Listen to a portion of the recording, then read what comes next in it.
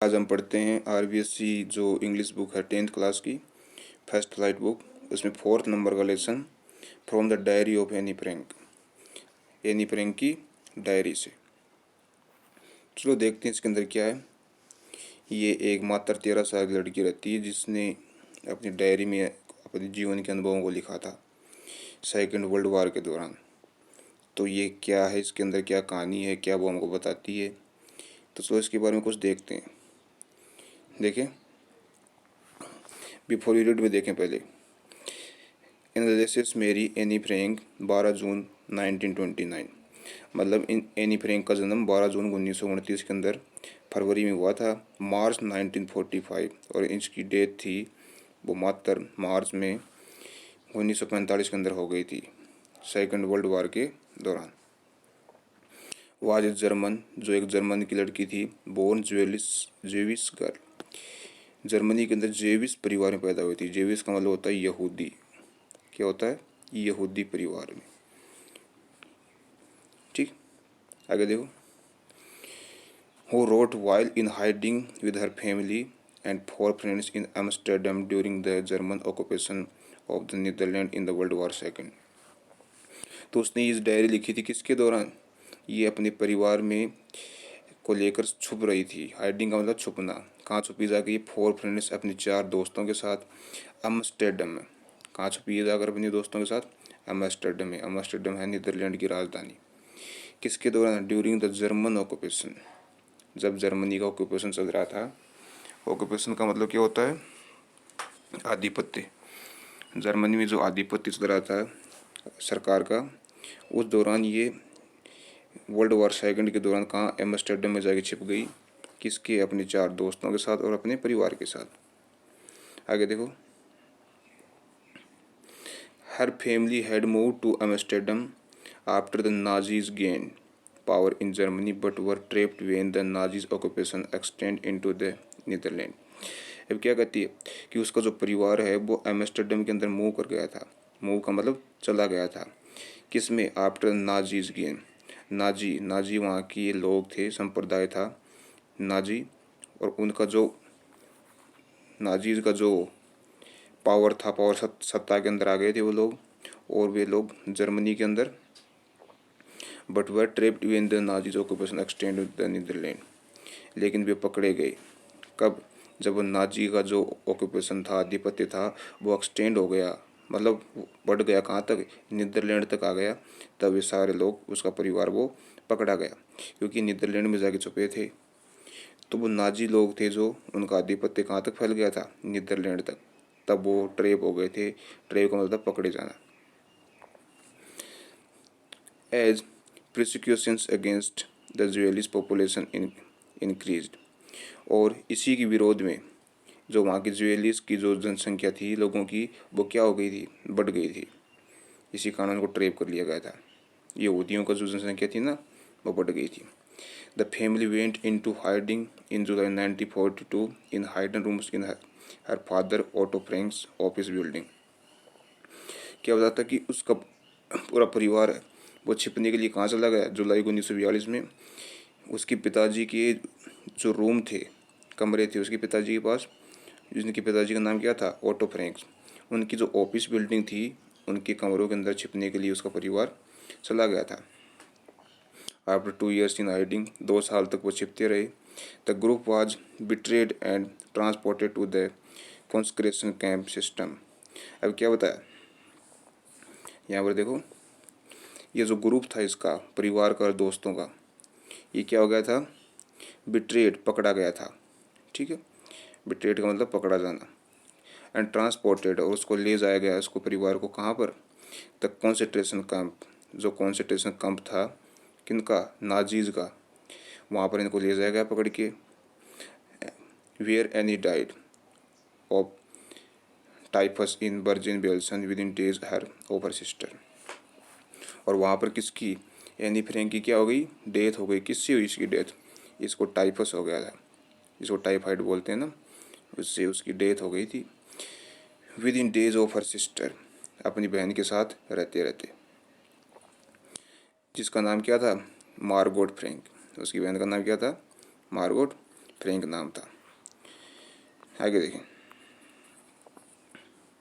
हर father auto, उसके पिताजी जिनका नाम क्या था, ऑटो था। The only survivor of the group, वो केवल इस समूह में एक ही इंसान जिंदा बचे। कौन सा समूह, इसके पूरे परिवार का, और उसके 4 दोस्त थे, वे सब क्या हो गए, मारे गए। केवल एक ही इंसान जिंदा बचा, वो कौन था, उसके पिताजी। Return to Amsterdam after the war ended, और उनके पिताजी हैं वो एम्स्टर्डम में वापस लौट आए जब लड़ाई ख़त्म हो गई थी। To find that her diary had been saved, और उसके पिताजी ने उसकी डायरी को ढूंढा जहाँ पर उसने छिपा के रखा था। किसकी डायरी को, एनी फ्रैंक ने जो डायरी लिखी थी युद्ध के दौरान, अब वो तो मारी गई थी। अब उसके पिताजी एम्स्टर्डम में वापस आए और आकर उन्होंने उस डायरी को देखा। Conceived that it was a unique record, conceived का मतलब ध्यान में लाना।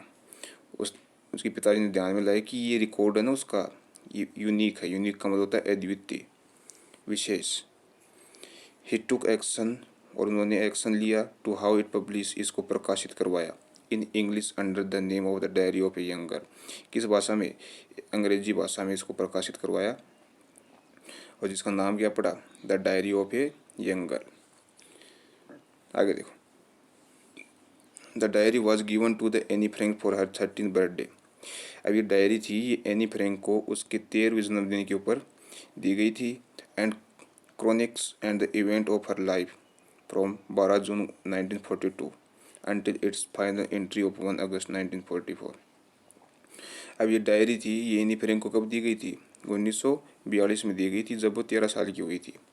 ठीक है, और उसकी जो फाइनल एंट्री थी एनी फ्रैंक की, फाइनल एंट्री का मतलब अंतिम शब्द जो उसने लिखे थे उसके अंदर, वो 1 अगस्त 1944 को लिखे थे। उसके बाद वो डायरी क्या हो गई थी, बंद कर दी थी उसने। It was eventfully translated from its original Dutch into many language. अब इसको विशेष रूप से ट्रांसलेट किया गया, इस डायरी को। ट्रांसलेट का मतलब अनुवादित करना। जो इसकी ओरिजिनल भाषा थी डच, नीदरलैंड की डच भाषा होती है, और बहुत सारी भाषाओं में इसको ट्रांसलेट किया गया। Become one of the world most widely read book, और ये संसार की सबसे ज़्यादा पढ़ी जाने वाली विस्तृत रूप से किताब बन गई। There have also been several films, इसके ऊपर कुछ एक फिल्म बनाई गई थी। Television and the theatrical productions, TV के ऊपर इसको दिखाया गया था, और कुछ ड्रामा, नाटकीय रूप से इसके नाटक किए गए थे। इवन एन ओपेरा, यहाँ तक कि एक नाटक भी किया गया था इसके ऊपर, बेस्ड ऑन द डायरी, जो इस डायरी के ऊपर क्या था, निर्भर था। Describe as the work of an mature, इसके अंदर वर्णन किया गया है एक मेच्योर, एक वयस्क एंड इंसाइटफुल माइंड। इंसाइटफुल का मतलब होता है दृश्य फुल, देखने वाला दिमाग। तो एक वयस्क और एक दृश्य देखने वाले दिमाग के रूप में जो इसने कार्य किया था अपने दिमाग से, इसको वर्णन किया गया है इसके अंदर।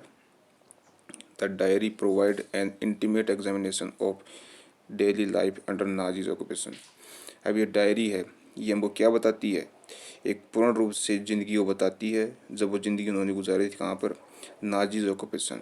जो नाजी लोग थे वहाँ के, उनके आधिपत्य के नीचे उन्होंने जो ज़िंदगी गुजारी थी, तो उस कोई अनुभवों को उन्होंने क्या किया, इसने वर्णन किया अपनी डायरी में। Anne Frank has become one of the most renowned and discussed of the Holocaust victim. अब एनी फ्रैंक थी, वो बहुत ही जानी मानी नामचीन और होलोकास्ट, होलोकास्ट माना था प्रलय, विक्टिम माना था शिकार। तो एनी फ्रैंक थी, वो बहुत ही प्रसिद्ध जो लड़की बनी थी, जो उस समय में सेकेंड वर्ल्ड वार के दौरान एक प्रलयकारी शिकार हुई थी। किसका, नाजीज ऑक्यूपेशन का। नाजी ऑक्यूपेशन का मतलब ये जो नाजी लोग थे जिनका आधिपत्य था कहाँ पर, जर्मनी के अंदर। तो उनके जो वर्णन है लाइफ का वो उसने किया। ये था इसका कुछ इंट्रोडक्शन लड़की का, जो इसकी ऑथर भी हैं इस लेसन की। आगे देखते हैं इसके अंदर क्या बताया गया। चलो देखें, यहाँ से देखें। Writing in a diary is a real strange experience for someone like me। किसी की डायरी को लिखना किसी भी इंसान के लिए एक अजीब अनुभव हो सकता है। किसकी तरह? मेरी तरह। ये बात कौन कहती है? एनी फ्रैंक कहती है कि किसी भी डायरी को लिखना ना किसी भी इंसान के लिए एक अजीब अनुभव हो सकता है मेरी तरह। नॉट ओनली बिकॉज, ये इसलिए नहीं क्योंकि I have never written anything before, क्योंकि मैंने इससे पहले कुछ भी नहीं लिखा था, बट आल्सो इसलिए भी because it seems to me that later on the neither I nor anyone else will be interested in the Muslims and 13-year-old girl school girl. ये इसलिए क्योंकि कोई भी इंसान, मुझे ऐसा प्रतीत नहीं होता कि मेरे इस जो ये सोचेगा कि 13 साल की स्कूल की जो लड़की है वो इस प्रकार की डायरी को लिख सकती है और मेरी डायरी के अंदर क्या लेगा? वो रुचि लेगा। ठीक है, तो वो ये सोचती है कि मैं नहीं जानती कि कोई भी इंसान मेरी डायरी के अंदर रुचि ले सकता है, लेकिन मैं डायरी लिख रही हूँ। ओह well, it does not matter, ये मेरे लिए कोई मामला नहीं है। आई फील लाइक राइटिंग, मैं लिखना पसंद करती हूँ, महसूस करती हूँ। And I have an even greater need to get all kind of things off my chest. अब क्या कहती है? मुझे I have an ever greater need, मुझे इसकी बहुत ज़्यादा क्या है? ज़रूरत है। To get all kind of the things off my chest, कि मैं मेरे हृदय से जो भी चीज़ें हैं वो इस डायरी के अंदर सभी प्रकार की लिखूँ। Paper has more patience than people.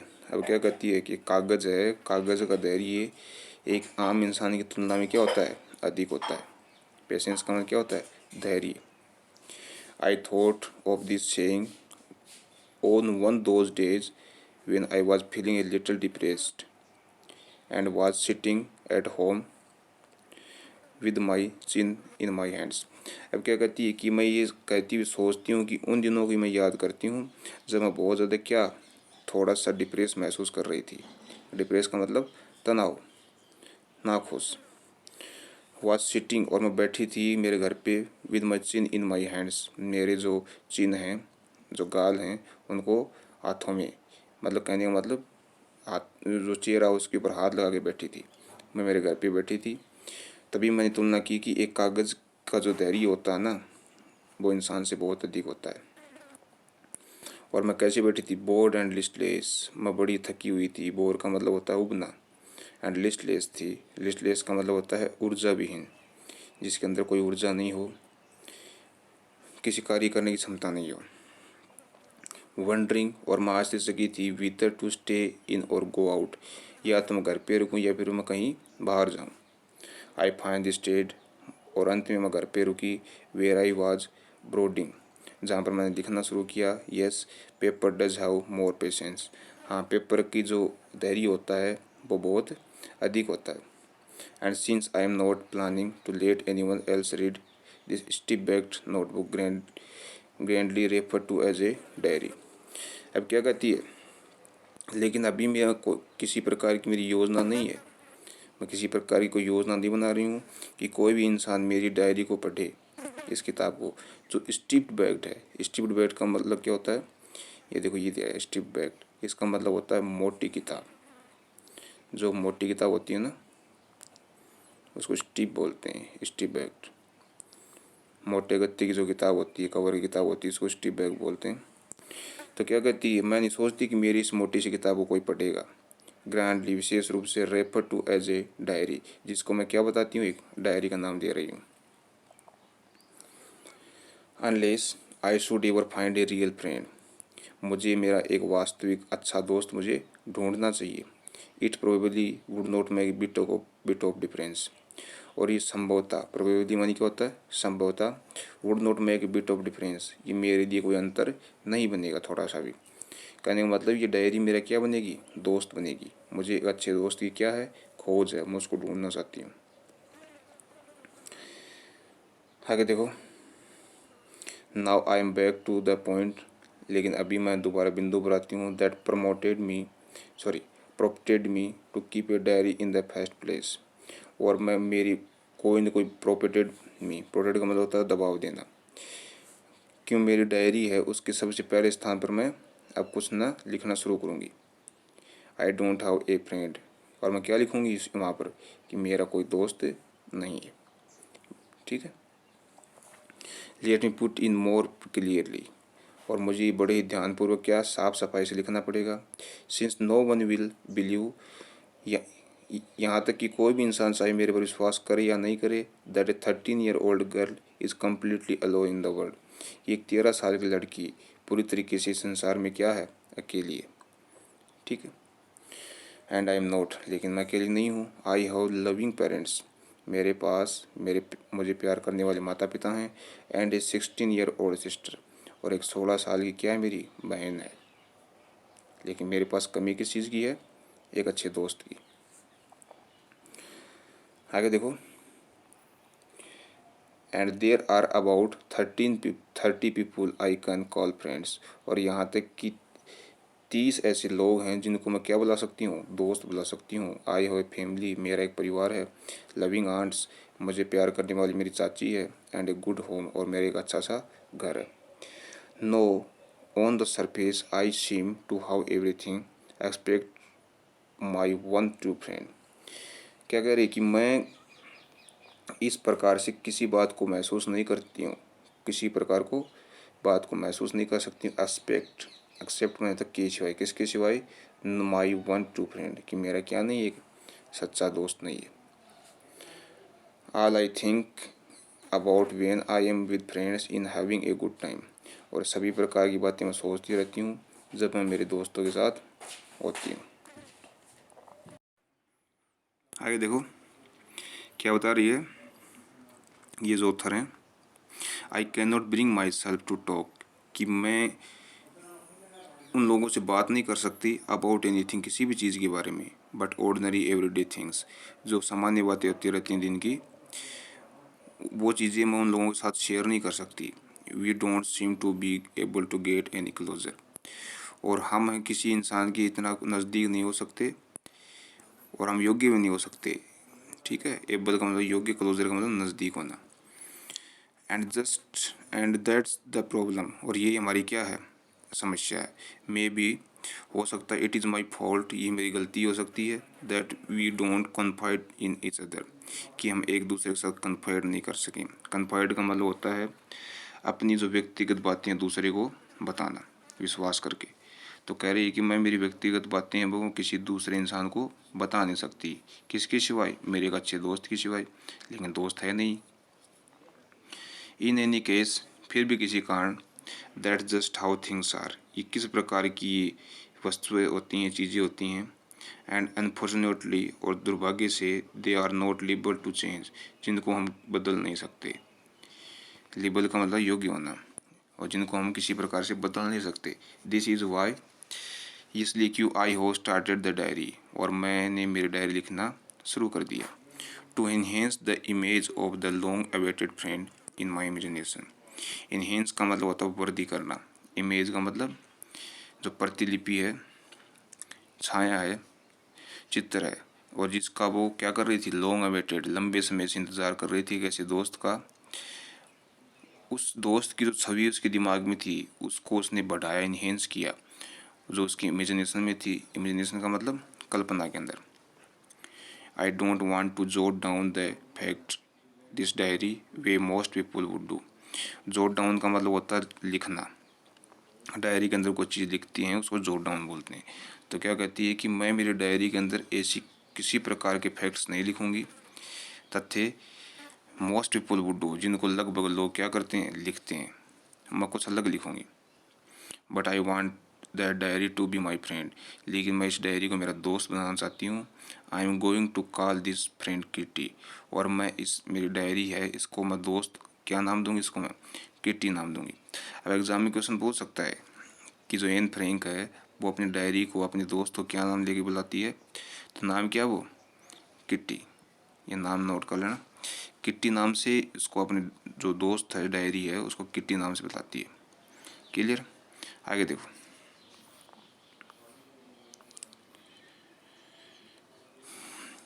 Since no one would understand a word of my story to Kitty, कोई भी इंसान है वो कोई भी एक शब्द नहीं समझ सकता जो मैंने मेरी कहानियाँ लिखी हैं, किसके लिए, किट्टी के लिए, डायरियों के अंदर। If I were to plague writing, यदि मैं सही भी लिखूँ डायरी के अंदर तो भी लोग इसको समझ नहीं सकते।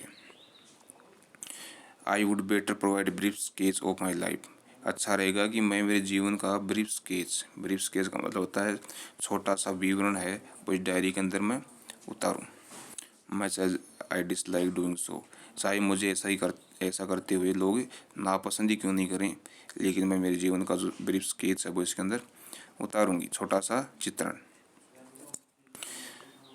माई फादर, मेरे जो पिताजी हैं, the most adorable father I have seen, मेरे पिताजी हैं वो बहुत ही अच्छे पिताजी हैं जिनको मैंने आज तक देखा है। Did not marry my mother until he was 36, उन्होंने मेरी माताजी से शादी नहीं की जब तक मेरे पिताजी कितने साल के नहीं हो गए, 36 साल के। एंड सी वॉज 25, और मेरी माताजी कितने साल की, 25 साल की। My sister Margot was born in Frankfurt in Germany in 1926, and मेरी जो बहन है जिसका नाम क्या है, मार्गोट, उनका जन्म हुआ था कहाँ पर, फ्रैंकफर्ट में, जर्मनी में एक शहर है, 1926 में। आई वॉज बोर्न ऑन 12 जून 1929, और मेरा जन्म कब हुआ था, 12 जून 1929 को। I lived in Frankfurt until I was 4, मैं फ्रैंकफर्ट में रही जब तक मैं 4 साल की थी। My father image to Holland immigrated, मेरे पिताजी हैं वो हॉलैंड के अंदर 1933 के अंदर प्रस्थान कर गए थे। My mother eighth Hollander Frank, और मेरी जो माता जी है Edith Hollander Frank, went with him, जो अपनी मेरे पिताजी के साथ चली गई टू हॉलैंड इन सितंबर के अंदर। While Margot and I were sent to stay with our grandmother, यहाँ तक कि मैं और मेरी जो बहन मार्गोट थी उनको एचएन के अंदर, एचएन का मतलब था एक शहर, वहाँ पर रुकने के लिए भेज दिया गया जहाँ पर मेरी दादी जी थी। Margot went to Holland in December, Margot थी वो दिसंबर के अंदर हॉलैंड गई। And followed in February, I followed in February, और मैं भी फरवरी के अंदर वहाँ चली गई। When I was plugged down on the table as a birthday present for Margaret, और वहाँ पर मुझे पलंग डाउन कर दिया गया। पलंग डाउन का मतलब होता है एक फॉर्मल रूप से पेश करना, जिसको एक टाइम पास के रूप में पेश किया जाता है ना कोई चीज़ को, उस चीज़ को पलंग डाउन बोलते हैं। तो कह रही कि मेरी जो बहन का जो बर्थडे था उस बर्थडे के में प्रेजेंट के रूप में, प्रेजेंट का मतलब उपहार के रूप में मुझे वहाँ पर पेश किया गया, और कोई चीज़ नहीं दी गई थी।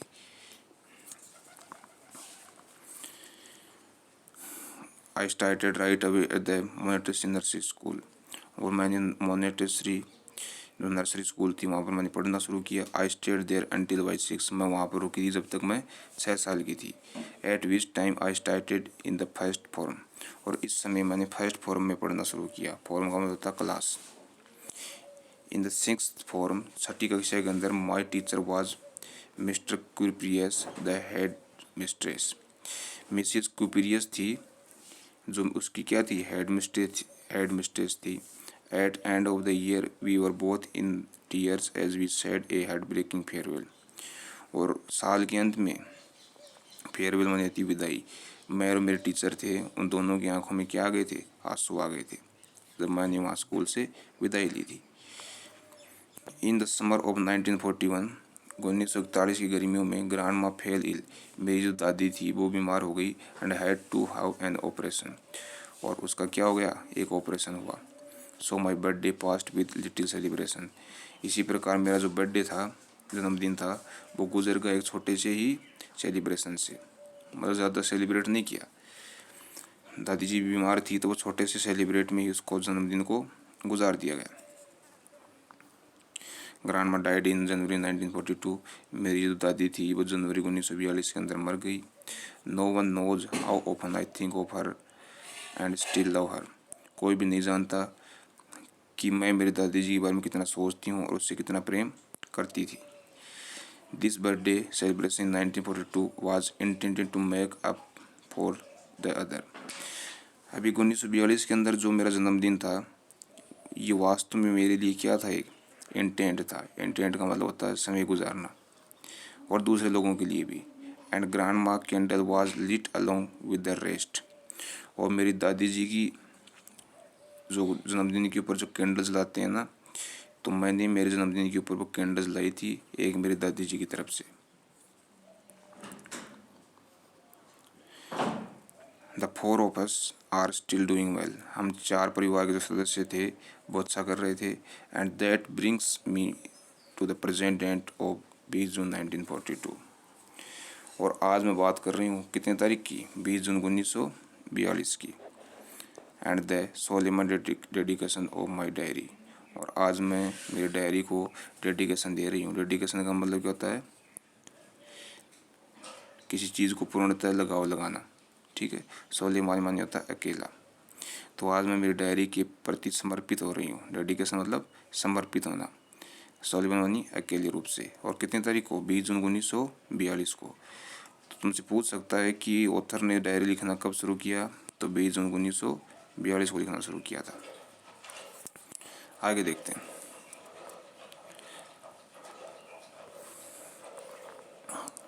तब जो ऑथर थी उसने डायरी के अंदर क्या चीज़ लिखी थी, dearest Kitty, our entire class is quaking in its boots. हमारी जो पूरी क्लास थी वो डर के मारे काँप रही थी। क्वेकिंग इन इट्स बूट्स का मतलब डर के मारे काँपना। क्यों? द रीजन, इसका कारण ये था course is the forth coming meeting in the which the teachers decide who will move up to the next forum and who will be kept. कह रहे थे कि जो आगे आने वाली मीटिंग थी, फोर्थ कमिंग का मतलब होता है आगे होने वाली, जो टीचरों की हमारी मीटिंग थी, अध्यापकों की, वो इस चीज़ का निश्चय करेंगे कि कौन अगली कक्षा में जाएगा और कौन पिछली कक्षा में रहेगा। Half the class is making bets. आधी क्लास तो लगभग क्या कर रही थी, बेट्स लगा रही थी। बेट्स का मतलब शर्त लगा रही थी आपस में। GN एंड आई लाफ और सेलवेज सिली at the 2 boys behind us. अब जो उसकी दोस्त थी जिसका नाम क्या था, GN, और मैं, दोनों क्या कर रही थी, हंस रही थी। किसके ऊपर? जो उनके पीछे 2 लड़के बैठे थे, बेवकूफ़ लड़के, उसके ऊपर हम हंस रहे थे, जिनका नाम क्या था, CN and Jacques. Who house take their entire holiday saving on their bed. तो कह रहा है कि उन्होंने लड़कों ने अपनी पूरी छुट्टियां हैं और छुट्टियों में जो कुछ उसने इनकम की थी, ठीक है, जो कुछ पैसे बचाए थे, वो शर्त के अंदर गंवा दिए। कौन सी शर्त के अंदर? वे शर्त लगा रहे थे कि कौन अगली कक्षा में जाएगा, कौन पिछली कक्षा में रहेगा, वो 2 लड़के। फ्रॉम मॉर्निंग टू नाइट, वो सुबह से लेकर शाम तक शर्त लगाते थे। It's you are going to pass, और क्या कहते थे, तुम पास हो जाओगे। तो दूसरा कहता नो आई एम नॉट, मैं नहीं होऊंगा। यू, यस यू आर, हाँ तुम पास हो जाओगे। नो आई एम नॉट, मैं नहीं हो पाऊंगा। Even GS pleading glances and my angry outburst can not claim them down. यहाँ तक कि जो GS था, उन्होंने मेरी तरफ ध्यान दिया। ग्लेंस का मतलब क्या होता है, ध्यान देना, मेरे गुस्से की तरफ। आउटब्रस्ट, जो बिल्कुल तेज़ गति से मेरे आंखों से बाहर निकल रहा था। Can not claim them down, और जिसको मैं चुप नहीं कर रही थी। मतलब जो मेरा गुस्सा था कक्षा के अंदर, उनकी शर्त को देखकर लड़कों की, वो बहुत अधिक था। इफ़ यू आस्क मी, यदि तुम मुझसे पूछते हो, there are so many dummies that about a quarter of the class should be keeped back. तो जो ऑथर है क्या कहती है कि कोई मुझसे यदि पूछेगा ना, तो मैं ये कहूँगी कक्षा के अंदर बहुत सारे डमी हैं। डमी का मतलब पुतले। अबाउट ए क्वार्टर, क्वार्टर का मतलब होता है लगभग 25% कक्षा के। Class should be keeped back, जो बिल्कुल क्या हो जाएंगे, फेल हो जाएंगे, इसी कक्षा में रहेंगे, जो आगे जाएंगे नहीं। But teachers are the most unpredictable creature on the earth. लेकिन जो अध्यापक होते हैं वो बहुत ही अनप्रेडिक्टेबल। अनप्रेडिक्टेबल मानी क्या होता है, जिसकी भविष्यवाणी नहीं की जा सके, जिसके बारे में पहले नहीं बताया जा सके। क्रीचर माने होते हैं प्राणी ऑन द अर्थ। के टीचर होते हैं वो बहुत ही बिना भविष्य की वाणी किए जाने वाले एक प्राणी होते हैं पृथ्वी के ऊपर, जिनके बारे में कुछ नहीं बता सकते, किसको फेल करेंगे, किसको पास करेंगे। आई am not so worried about my girlfriends and my self. लेकिन मैं अधिक इतनी चिंतित नहीं थी मेरे दोस्तों को लेकर और मेरे खुद को लेकर। वी विल मेक इट, क्योंकि हम पास हो जाएंगे। The only subject I am not sure about is math. केवल एक विषय था जिसके अंदर मुझे पक्का विश्वास नहीं था, वो क्या थी, मैथ थी। एनीवे, फिर भी all we can do is wait. हम सभी को इसका इंतज़ार करना चाहिए। अनटिल देन, जब तक रिजल्ट नहीं आता। We keep telling each other not to lose heart. और हमको एक दूसरे से बातें करनी चाहिए, नहीं कि हम किसी का दिल खोना चाहिए। समझ गए? क्या कह रही कि हमें जब तक एक दूसरे को सिर्फ बातें करनी चाहिए, न कि किसी को हर्ट करना चाहिए दूसरे को। आगे देखो इसमें, I get along pretty will with all my teachers.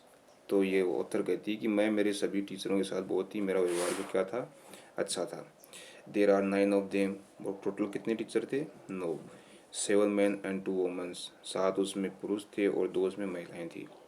Mister Keesing जो मेल टीचर थे, द ओल्ड फौजी हु टीचेज मैथ्स। ओल्ड फौजी का मतलब होता है पुराने रीति रिवाज का, जो बहुत ही पुराने रीति रिवाज के टीचर थे जो हमें को गणित पढ़ाते थे। वाज अनोइड विद मी, जो मुझसे नाराज हो गए थे। For edges because I talk so much, इसलिए क्योंकि मैं बहुत ज़्यादा कक्षा में क्या करती थी, बात करती थी। आफ्टर सर्वल वार्निंग, कुछ एक चेतावनियों के बाद, he assign me extra homework, उन्होंने मुझे अतिरिक्त कार्य देना शुरू कर दिया। An essay on the subject, एक मुझे निबंध दिया जिसका सब्जेक्ट क्या था, a chatterbox. Chatterbox का मतलब होता है बातों डिब्बा, मतलब ज़्यादा बात करने वाला जो डिब्बा होता है, वो नाम मुझे दे दिया। A chatterbox, what can you write about that, तुम इसके बारे में क्या लिख सकती हो।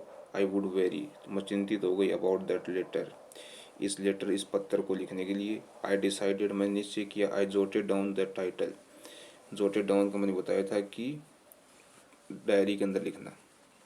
ये कोई किताब कॉपी होती है, नोटबुक होती है, उसके अंदर कोई चीज़ लिखी जाती है, उसको जोटेड डाउन बोलते हैं। तो मैंने इसका टाइटल था, शीर्षक था, मेरी नोटबुक के अंदर लिखा। शीर्षक क्या था, chatterbox. Tucked it in my bag, और इसको मैंने मेरे बैग के अंदर रख दिया। And try to keep quiet, और बिल्कुल ही चुप होने की कोशिश करने लगी। दैट इवनिंग, उस दिन शाम को, after I had finish the rest of my homework, जब मैंने मेरा बचा हुआ गृह कार्य पूरा किया। द नोट, उस नोट को, about the essay catch my eye, तो तब भी वो एस्से था, निबंध था, वो मेरी आंखों के सामने आया। I began thinking about the subject while shaving the tip of my fountain pen, तो मैं उस सब्जेक्ट के बारे में सोचने लगी, जो विषय था दिया था उसने, टीचर ने, चैटर बॉक्स, उसके बारे में मैं सोचने लगी। चेविंग, चेविंग का मतलब चबाते हुए, tip of my fountain pen, किसको, जो उसका फाउंटेन पेन था उसकी नोक को चबाते हुए, चबाते हैं नोक को कई बार मुंह में लेकर पेन की, तो मैं उसको सोचने लगी। एनीवन कुड रेम्बल ऑन का देखो आगे दिया हुआ है, टॉक और राइट एमलेसली फॉर लॉन्ग, बिना किसी कारण लंबे समय तक बात करना। तो क्या कह रही है कि कोई भी इंसान लंबे समय तक बात कर सकता है, लिख सकता है, and leave big spaces between the words, और इसके ऊपर क्या कर सकता है, लिख सकता है, बड़े बड़े स्पेस देकर। स्पेस का मतलब होता है दूरी बनाकर, बिटवीन द वर्ड्स, उन शब्दों में। जैसे कई बार नोटबुक के अंदर लिखते हैं ना, तो काफ़ी दूरी बनाकर शब्दों की, जिससे कॉपी जल्दी भर जाए, उसी प्रकार से इसने जो ऑथर है, इसने उन वर्डों को लिखा कॉपी के अंदर बड़े स्पेस के साथ। But the trick was the come up with convincing argument to the prove the necessity of talking, लेकिन मेरी जो ट्रिक थी, ये कन्विंसिंग आर्ग्यूमेंट हो गई। कन्विंसिंग आर्ग्यूमेंट का मतलब होता है किसी को विश्वास दिलाना, एक ऐसी मंदिर से बात करना जिससे किसी को विश्वास हो जाए लोगों को। तो मेरी ये चाल थी, ये टीचर को विश्वास दिलाने क्या हो गई, बिल्कुल ही लायक हो गई द नेसेसिटी ऑफ टॉकिंग, कि मुझे आवाज़ करने की आवश्यकता कक्षा में क्यों होती थी। आई थॉट एंड थॉट, मैं सोचती रही and suddenly I had an idea, अचानक से मुझे एक विचार आया। I I wrote the 3 pages Mr kissing had assigned me, कि जो मिस्टर किसिंग ने मुझे अतिरिक्त गृह कार्य दिया था उसके मैं 3 पेज लिखे। एंड वाज सेटिस्फाइड, वो बिल्कुल ही क्या हो गई, संतुष्ट हो गए मेरे इस कार्य से।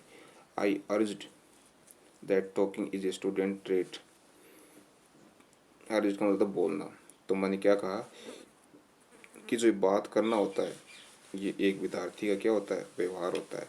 ट्रेट का मतलब क्या होता है, व्यवहार।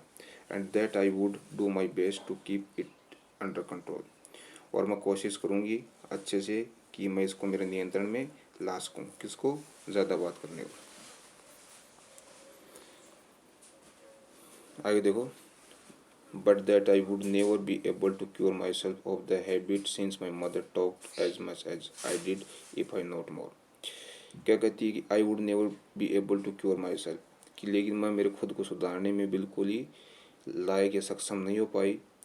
ऑफ द हैबिट, क्योंकि मेरे अंदर ये आदत आई हुई थी, सिंस माई मदर, मेरी माता जी से, टॉक्स एज मच, जो मेरी तरक्की से बात किया करती थी, आई डिड इफ नॉट मोर,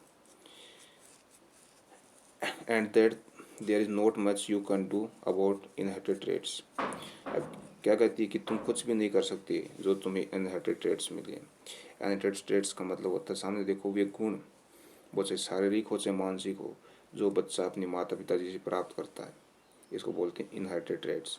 कह रही है कि ये गुण मैंने मेरे माता से प्राप्त किए, शायद मैं इस पर काबू पा नहीं सकती।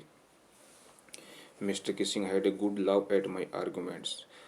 अब जो मैंने आर्गूमेंट बोला, कथन बोला, उसके ऊपर जो मिस्टर किसिंग थे वो बहुत ज़्यादा हंस पड़े। But when I process to talk my way, लेकिन तभी जब मैंने मेरी तरीके से बात करना शुरू किया, द नेक्स्ट लेसन, अगले लेसन के बारे में, ही असाइन मी सेकेंड एसे, तो उन्होंने मुझे किसी दूसरा से दे दिया। This time it was suppose to be an incorrigible chatterbox, और इस समय उन्होंने मुझे क्या कार्य दिया, पहले दिया था चैटर बॉक्स, अब दूसरा किस पर दे दिया, इनकोरिजेबल चैटर बॉक्स। इनकोरिजेबल का देखो क्या होता है, something that can not be corrected, एक ऐसी चीज़ जिसको कभी ठीक नहीं किया जा सके। एन इनकोरिजेबल चैटर बॉक्स का मतलब होता है एक ऐसी चीज़, एक ऐसा बातों डिब्बा जिसको कभी रोका नहीं जा सके, कभी चुप नहीं किया जा सके। ये टाइटल, ये होमवर्क मिस्टर किसिंग ने उसको दे दिया। आई हैंडेड इट इन, ये मैंने मेरा काम हाथों में दिया। And Mr kissing had nothing to complain for 2 whole lessons, और मिस्टर किसिंग ने मुझे लगभग 2 लेसन तक मुझे कोई शिकायत नहीं की। हाउएवर, कैसे भी, ड्यूरिंग द थर्ड लेसन, जैसे ही तीसरा लेसन शुरू हुआ, he would finally had enough any prank as punishment for talking in class. तो उन्होंने मुझे कहा कि तुम्हें इस चीज़ का क्या मिलेगा, पनिशमेंट मिलेगा, सज़ा मिलेगी कि तुम कक्षा के अंदर क्या करती हो, बात करती हो। और राइट एन एसे एंटाइल्ड, एक एसे लिखो जिसका टाइटल क्या है, इनटाइटल शीर्षक, quick quick quick said mister chatterbox.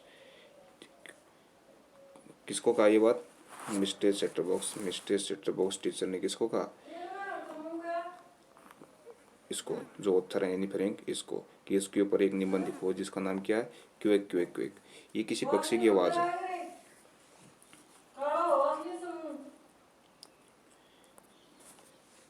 आगे देखो, द क्लास रोड, पूरी क्लास थी वो दहाड़ उठी ये बात सुनकर। रोड का मतलब आवाज़ करना, हंसना, खेलना। आई हैड लव टू, मैं भी हंस पड़ी। Though I would nearly executed my ingenuity of the topic of the chatterbox. Ingenuity का मतलब क्या होता है, ओरिजिनिटी एंड द इन्वेंटियस, मतलब इसको बोल सकते हैं हम, इंजुनिटी का मतलब वास्तविकता। तो क्या कहे कि मैं भी लगभग थक चुकी थी एंड एक्सक्यूटेड हो चुकी थी मेरी जो वास्तविकता को लेकर। The topic of the chatter box, जो टॉपिक मुझे क्या मिला था, बात नहीं डिब्बा, इसके ऊपर मैं जो मेरी वास्तविकता बात करने की, उसके ऊपर मैं शर्मा गई थी, थक चुकी थी। It was time to come up, अभी समय आ गया था विद समथिंग एल्स, कुछ अलग चीज़ करने का, समथिंग ओरिजिनल, कुछ विशेष, वास्तविक करूँ। माई फ्रेंड सेन, मेरा जो दोस्त था जिसका नाम सेन था, वो इज़ गुड एट पोइट्री, वो कविता लिखने में बहुत अच्छा था। ऑफर टू हेल्प मी, उसने मुझे ऑफर दिया कि वो मेरी सहायता करेगा। राइट द एसे, इस एसे को लिखने में, from beginning to end in the verse, शुरू से लेकर अंत तक लाइनों के अंदर। And I jumped for joy, और मैं खुशी के मारे उछल पड़ी। Mr Kissing was trying to play a joke on me, अब मिस्टर किसिंग थी वो मेरे ऊपर एक जोक मारने की कोशिश कर रहे थे।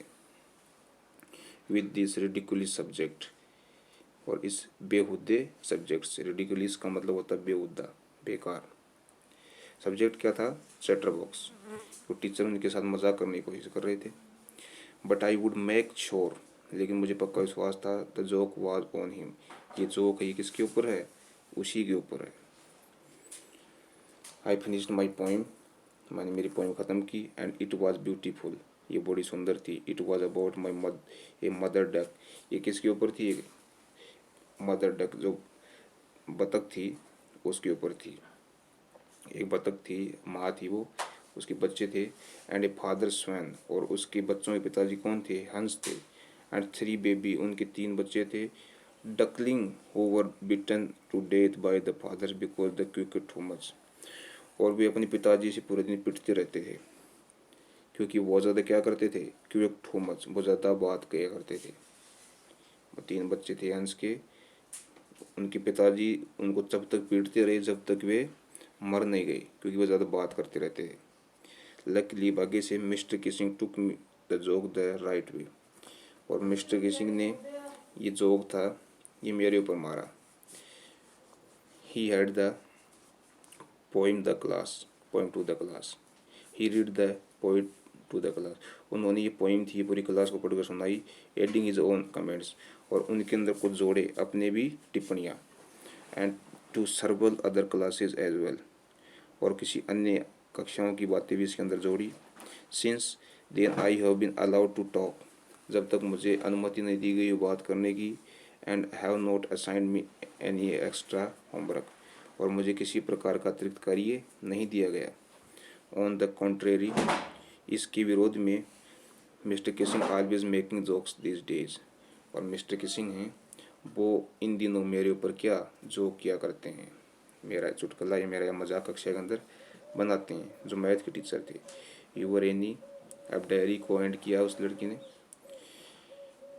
एक्सटेड from the diary of a young girl, अब ये भाग है, ये छंद है, ये एक डायरी थी जो एनी फ्रैंक ने लिखी थी, वहाँ से इस भाग को उठाया गया है। हालांकि पूरी डायरी नहीं है, उस डायरी का कुछ भाग था जो इस लेसन के अंदर हमारे पास आया है।